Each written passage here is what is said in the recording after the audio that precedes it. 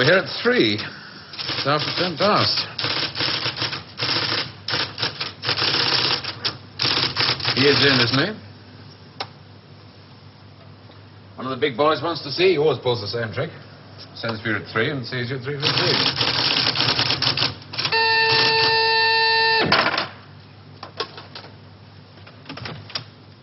Mr. Larkin to see you, J.G.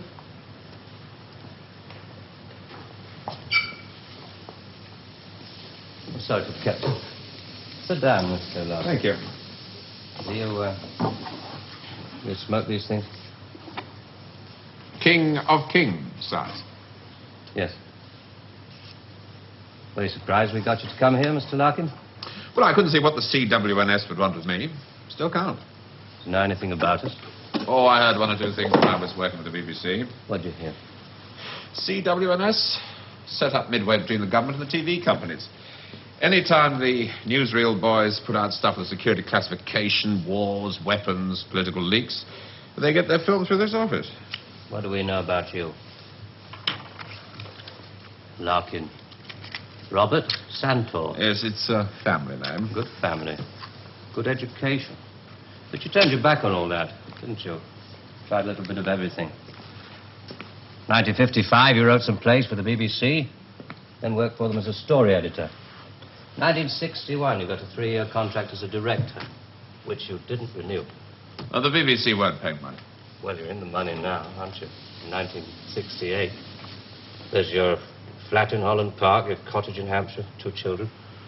And a dog and a cat who commute with us to the country at weekends. Well, maybe you knew that already. 6 years ago, there were those shows you did on alcoholism, blood sports, slum clearance.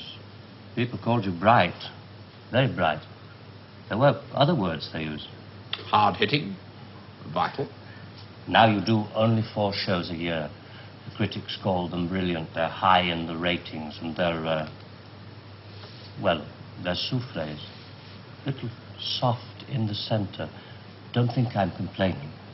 Oh, you can complain if you want to. Just call it a friendly professional interest. I'd like to know what happened to alcoholism and blood sports. Call it reaching the age of 35. Call it school fees, 2 fixed addresses. Call it joining the establishment. Call it being a socialist for 15 years in a country that'll never be socialist. Good. There's your wife, Rachel. You married the girl next door. Your 2 children, Rebecca and Daniel, nice little family. 3 years ago, you got yourself a girlfriend. It was serious. Where the hell did you get that, Founder? Just tell me where it stops. Lasted for 18 months. Your wife never knew about it, even when you nearly decided to leave her. Who are you? It's the initials J.G., that's all I know. Never met you before in all my life. July the 25th, 1966. You finally decided to break it off with this woman. You said you loved her. You said you loved your children. It was 2 against 1. You had to add it up like that. Sorry, your cigar. It's burning my desk. Sheila told you all this? We have ways of finding things out. But why? If it's blackmail, the thing won't hold water. It's all in the past. Well, there'd be pain, of course, for Rachel and the children. But you wouldn't get anything else out of it. No, it isn't blackmail. We've just been interested in you for a long time. Interested? You went back to your wife because you said it was 2 against 1. I call that very responsible. We're interested in very responsible people. In fact, we have a little index for them. We call it their power quotient. A ratio of responsibility as against aggression. Yours is very low. 0.2. That's very low. Just what we need. Sit down. Please. I'm sorry, the language must seem rather strange at first, but we take it very seriously. Just to show you how seriously, I'm going to tell you how we checked up on you. We call these things surgical transmitters. One was fitted inside you when you went into the Charing Cross Hospital 3 years ago. Appendix, wasn't it? Transmitter? Are you trying to tell me that you listen to every word I say? A machine does. untouched by human hand. There's a little gadget in these things that ties up with the pulse rate. Puts a bleep onto anything that you're excited about saying. British. Power quotient, surgical transmitters, high-speed tape. It's Doctor Who. I'm for the real world, Jack. Good afternoon. I shall just have to give you an example. On July the 26th, 1966, you were talking to this girl, Sheila, about love. You said to her, I quote, "The kind of love I have for you, Sheila, well, it's bed love and it's more. It's staying in bed till 6 p.m. and saying I can't go to the office today. It's eating breakfast at twilight, laughing at leaves on the pavement." I don't believe there's any such thing as these surgical transmitters. You got Sheila to tell you all this. Then you wrote it down the way I might have said it. You're a good guesser.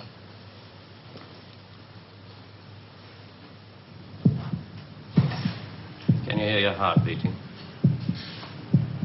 It's eating breakfast at twilight, laughing at leaves on the pavement, getting a cab to a silly movie to Paris. It's moving when you're tired of staying still. And I've done it all before when I could do it with no ties. Now it'd just be irresponsible. So there really is one of those things inside me.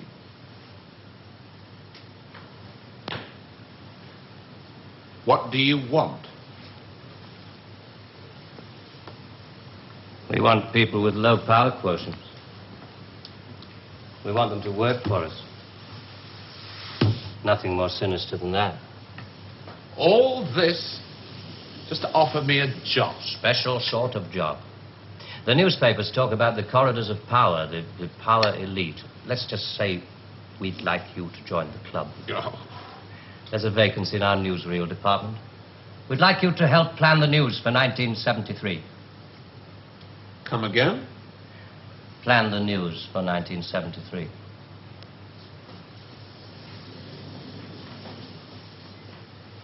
What are you doing? I just want to make sure the sunlight's real.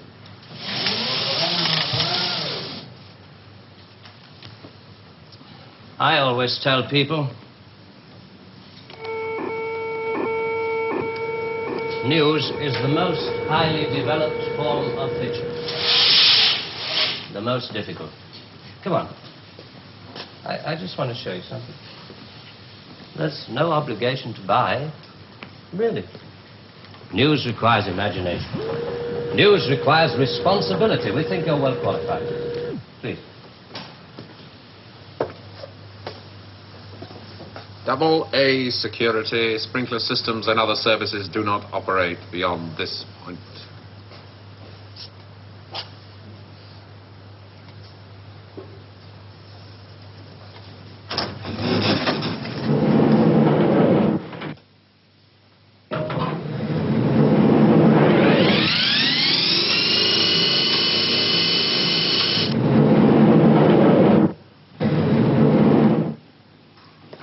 '73. We've only roughed out the news for 1973. Nothing's been given the go-ahead yet, but this is the kind of thing we have in mind.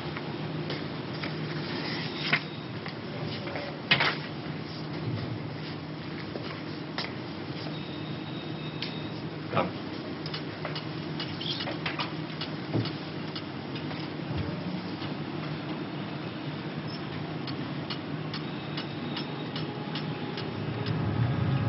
Today, April 14th, 1973.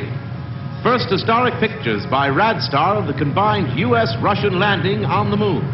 Shown here are Majors Webb and Mikhailovich taking their first steps into the unknown, firing their retro-rockets to land their spacecraft on the dust-covered surface. A comforting note for us stay-at-homes, both the Pentagon and the Kremlin have announced that the moon has no strategic value. A comforting note for us to stay at home.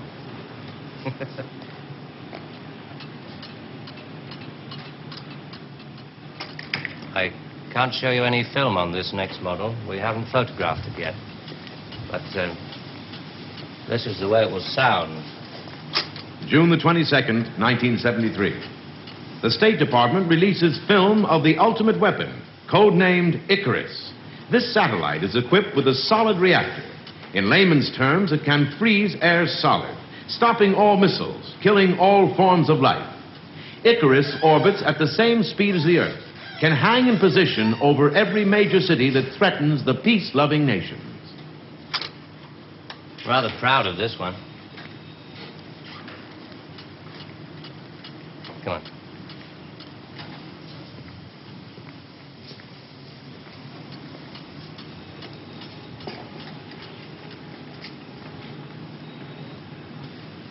Please, sit down, Mr. Larkin.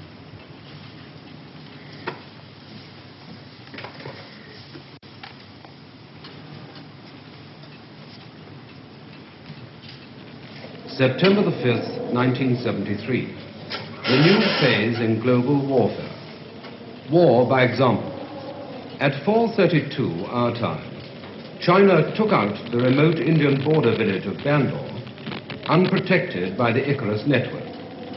After the first 2 5-megaton H-bombs had fallen, the 9-way hotline finally Switch had it off. effect. But This is going to happen in 1973. You're going to make this happen? No. We're going to make models, much cheaper. Then we photograph the models. Fake newsreels. That's fake newsreels. For the past 10 years, people have been looking at our fake newsreels and listening to our fake commentaries. And they accept it for the truth. And you can do it. Stop 100 people in the street. How many of them have actually seen a missile or a satellite? They're just told they exist and they believe it. Yes, you're getting there. I knew you would. Well, now, the moon rocket and the satellite, that you can get away with. That's too remote for people to grasp. It's too far away. But this... I mean, you invented this village on the Indo-Chinese border. Oh, yes. Well, somebody could check up. Very mountainous territory up there. There'll be no survivors in 1973. No rescue work. Radiation scare. Yes. You can do it. This could be the news for 1973. Not necessarily exactly like this.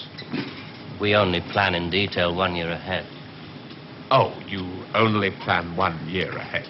Hey, tell me, what is the news item that's bothered you the most in the past year, 1967? Oh, well, it has to be the new American intercontinental ballistic missile, the Boy Wonder, doesn't it? Just the one I asked him to set up for you. The new ICBM, codename Boy Wonder, with a much talked about Mercury warhead. I haven't any special effects up here, but perhaps with the proper sound. Blast off. And Robert Larkin, television director, high IQ, 35 years old, is scared. Scared by nothing. It doesn't work. It's a scientific impossibility.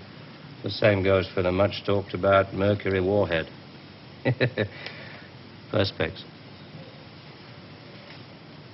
Well, if this rocket doesn't work, then the others... They have a fireworks party at Cape Kennedy almost every other day. Well, you didn't really believe there were all these things whizzing about up there, did you? Sputniks and rockets. Astronauts crossing their legs for 8 days. How long has this been going on? Since Hiroshima. And the H-bomb, you mean... That doesn't work either? Right. Dirty. Very, very dirty. What was your first reaction? Relief. Oh, yes. Yes, it has to be relief.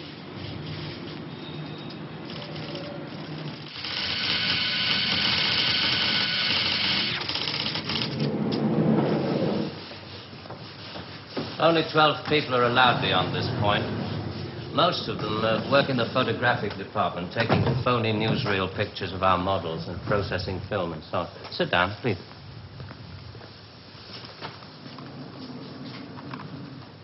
Ah, pretty pictures from our stills department. The boy wonder.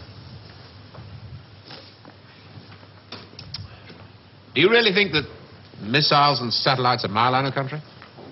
No, not at all. I've only shown you the hard news. There are other things, much softer things we thought might interest you. Well? 1973, we thought it might be time for an anti-teenage movement. A long-awaited return to maturity. Sheriff. Perhaps even a religious revival. Oh, I see. You want me to arrange the grand opening of Ruislip Cathedral. 1st of October, 1973. Mark the date down in my 10-year diary. We are very serious about you. There are things about you we like very much. Qualities you have to offer. Qualities that we perhaps don't possess at the moment. That's great. Our file on you. I have to return to July the 25th, 1966, the day you broke it off with this girl, Sheila. You really did reveal rather a lot of yourself that day. But, of course, if you really mind... Help yourself. You said to her, it won't work, Sheila, and she said something, and then you said...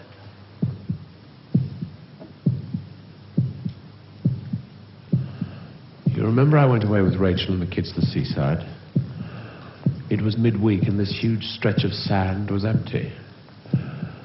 Just a circle of footprints around 3 sand castles and tracks out to sea. The whole damn day of my family marked out in front of me. The sun was going down. Rachel kept calling the kids to get dressed. She picked up buckets and spades, corny bloody things like that. I was up at the car.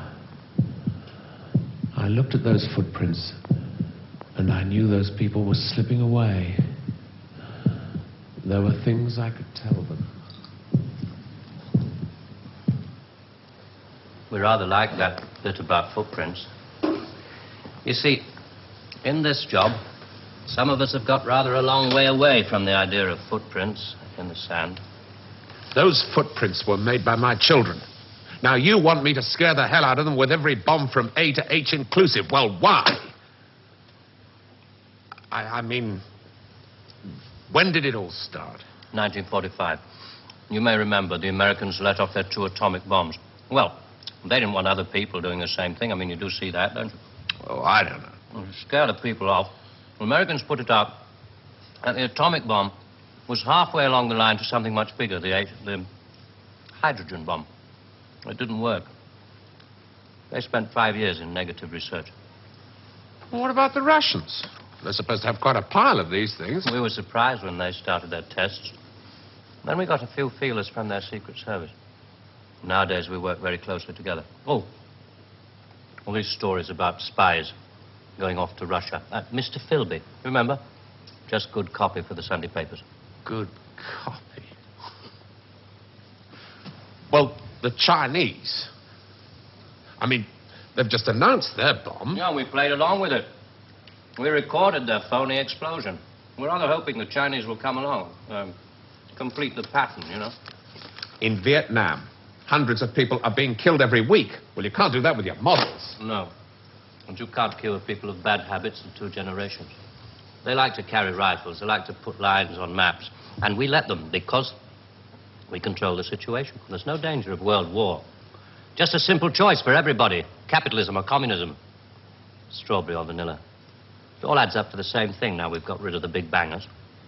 Well, how can you be sure that Johnson, Kosygin aren't working on other things? Poison gases, bacteria. Pathetic man of your intelligence. You don't want to destroy the world. Neither do I. What makes you think that presidents are different? Well, they've made some pretty good stabs at it in the past. There wasn't the right sort of control then. Nowadays we know better. Politicians are easy to control. The grosser mentality boys who like to be photographed getting in and out of Daimlers in Whitehall. They come right at the bottom of our organization. A few rungs up the ladder, there are the people in the top secret factories. Just those in a position to know they're making weapons that don't really work. There must come a time when somebody wants to use one of those weapons. I mean, somebody is standing there with a finger on the button. Well, that's the beauty of it. Nobody presses the button. We control all the crises. We build them up and we shut them down. We. Again. Yeah, I'm coming to that. Near the top of the hierarchy, there are the economists, top civil servants, the top brass in the military. Those men who are supposed to view the nuclear tests and so on. And above them, CWNS. Right at the top. Classified World News Service. Just who the hell are you? It's obvious, isn't it? Just a very few of the top people in communications in every major country in the world. Oh, you mean you run all these magazines? No, of course not. We just get them to take some of our copy every week. Television is much more important to us. It all happens so quickly. You say you can put out what pictures you like on television. Doesn't anybody try to stop you? No, nobody wants to. 99.386% of the population wouldn't believe this conversation. And the rest are working for us. And they're the top minds, the really responsible people. They know they're guaranteeing the lives of their grandchildren the only foolproof way. Scaring the hell out of their grandchildren. Well, I won't buy it. You must admit there has to be some kind of control in this world of ours. Look at this. And remember that 1/4 of the world is starving. There are the full bellies and the empty bellies. Some of the empty bellies carry rifles. Well, we full bellies are getting a bit flabby. We're not very good with rifles anymore, so we've devised 2 ways to keep the empty bellies under control. One of them is this fictitious hydrogen bomb we've talked about. The other one is money. Enough money to fill some of the empty bellies and put a hopeful smile on the faces of the others. A great wall of money all around Britain. And it's no secret that the British economy is in trouble at the moment. So we have to put that right, too, to stay alive. We have to control the people in this country. Scare an ostrich, it buries its head in the sand. You scare a hedgehog, it rolls itself up into a ball. When a woman's frightened, she goes out and buys herself a hat. You mean you scare us so that we'll buy more, so that money moves quicker, production moves up? We don't say scare when we talk about human beings. We say threaten them emotionally. And there are all sorts of ways of doing it, not just the big ones like the hydrogen bomb. Overcrowd them a little with bad planning. Sell them too many motor cars. Anything to keep them a little bit removed from reality. Nowadays, people don't work for money. They work for the idea of money. They don't even love for love. They love for the idea of love. They only hate for the idea of hate. It took us 5 years to find a non-addictive drug, one we could pay off against the hard drugs. LSD. You marketed that? Oh, yes, of course. And for a very good reason. Some of these protest movements are getting a little bit too close to the mark. LSD gave them nice little hallucinations. Made them talk like 3-year-olds. Throw flowers at policemen. Shall we talk terms? You're not still going to ask me to work for you? I'm afraid I've had to put all this rather bluntly. You see, there wasn't really very much time. It must be rather a shock. Most people realize that the world is controlled from about 6 big cities. But it must be rather shocking to learn that a 1/6 of the world is controlled from this building. You mean you? Oh, no. I only rate an office on the 7th floor. There are 2 other offices above this one. And a giant computer system. Link number 4 in world control. A computer? And what's so remarkable about that? It's just a machine that can store a vast amount of information. A machine that knows too bloody much. Now you're being hysterical about it. The computer's very simple. You feed data into it. Anything from the Wall Street closing prices to the North Atlantic weather reports. And you get decisions. That machine's taken you over. It's just a machine. Extra hands for the people who know how to control it. Well, This one above us, it's square in a box. Yeah, I suppose you could call it square in a sort of a box. Do you know why I go away at weekends? To get away from people in boxes. They live in boxes. They get their thoughts, their problems, and their answers out of boxes. And I like to get away at weekends because they're not people anymore. Now, you know all about me. My cottage in Hampshire. But did you know that there's a line of trees that goes right up past the house, and the noise they make is like the sea? Did you know that I find it difficult to sleep in the country? And I like to go and stand in the garden before dawn, and I feel good because I know that my wife and my children are asleep inside.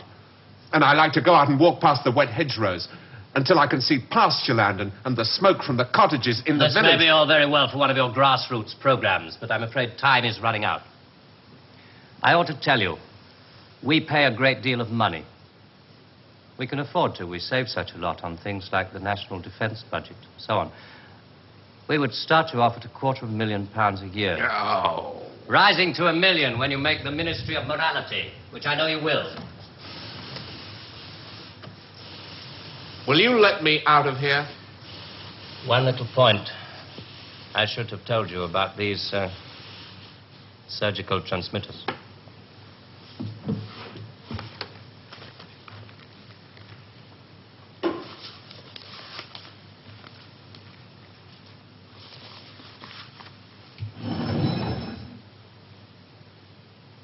There's enough of this stuff inside you at this moment to kill 6 people. There's a button we can press. I'm sorry about the dramatics. Our boys call these things the oral contraceptive. Keeps them from talking too much. So there must be one of those transmitters inside you. Who presses the button? Extra hands.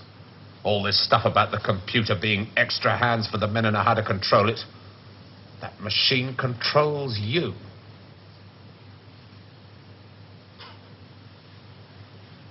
You start on Monday.